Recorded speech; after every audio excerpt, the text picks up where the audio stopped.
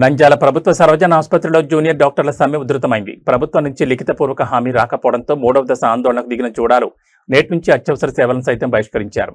ఉదయం 8 గంటల నుంచి ఐసీయూ, క్యాజువాలిటీ, కాన్పుల వార్డుల్లో విధులకు దూరంగా ఉన్నారు. స్టైఫండ్ 30% పెంచాలని జూనియర్ డాక్టర్లు డిమాండ్ చేస్తున్నారు.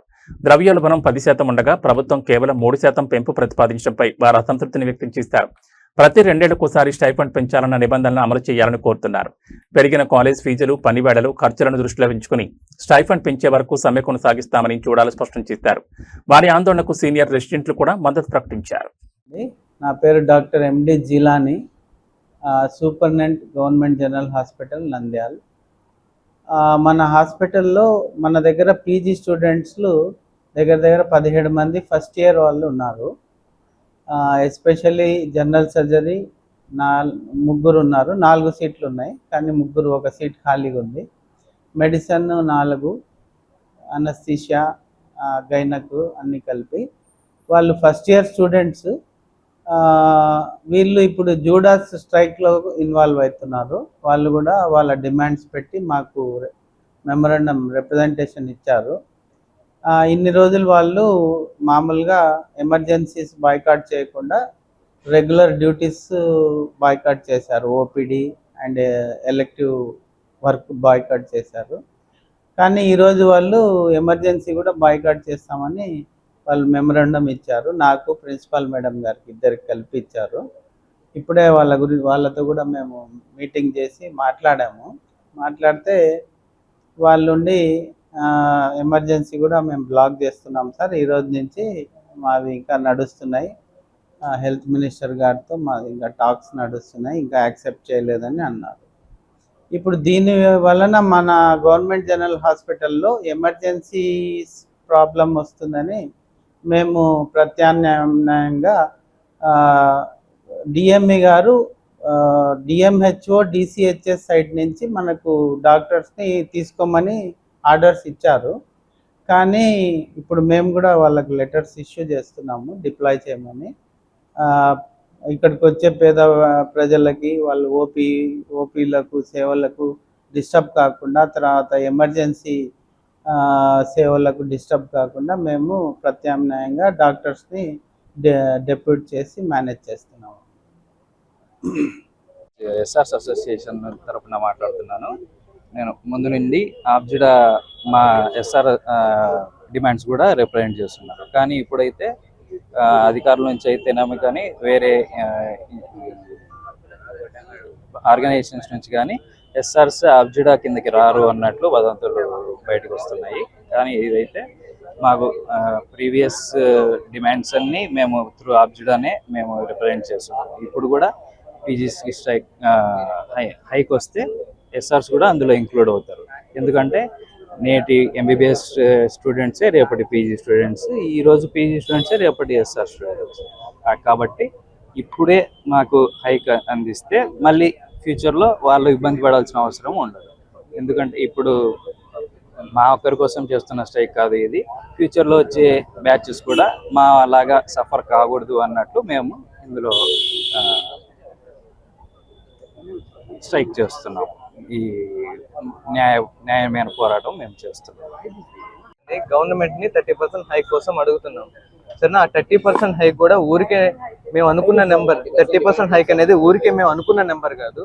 2009లో ఏపీ జుడాకి, ఏపీ గవర్నమెంట్కి, ఏపీ జుడాకి ఒక అగ్రిమెంట్ ఉంది. అగ్రిమెంట్ ఏంటంటే ఎవ్రీ 2 years 15% హైక్ అనేది చేస్తామన్నారు. ఎప్పుడు? 2008లో.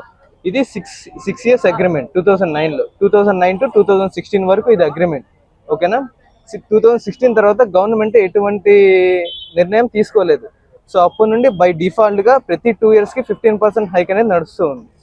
ఓకేనా. బై మాన్యువల్ అగ్రిమెంట్ అంటారు. ప్రతి 2 yearsకి 15% హైక్ అనేది నడుస్తూ ఉంది. 2024లో 15% హైక్ 2 yearsకి రివైజ్ చేసి 15% హైక్ చేశారు. దాని తర్వాత 2 years అంటే 2026లో 15% హైక్ చేయగా అని అడిగితే మామూలుగా వాళ్ళు 15% హైక్ కూడా కాకుండా 3% అడుగుతున్నారు. మేము 30% హైక్ అనేది అడిగాం. దానికి రీజన్ ఏంటంటే ఇన్ఫ్లేషన్.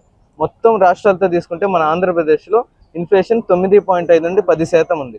ఒకవేళ మనకు కనుక 15% ఇంక్రిమెంట్ కనుక వస్తే దానిలో 10% అనేది ఇన్ఫ్లేషన్ తినేస్తుంది. ఓకేనా. ఇన్ఫ్లేషన్ అంటే ద్రవ్యోల్బణం. ఓకేనా, ఒక సంవత్సరంలో ఒక వస్తువు 100 రూపాయలు ఉండే వస్తువు 10% ఇన్ఫ్లేషన్ అంటే తర్వాత సంవత్సరానికి 110 రూపాయలు అవుతుంది.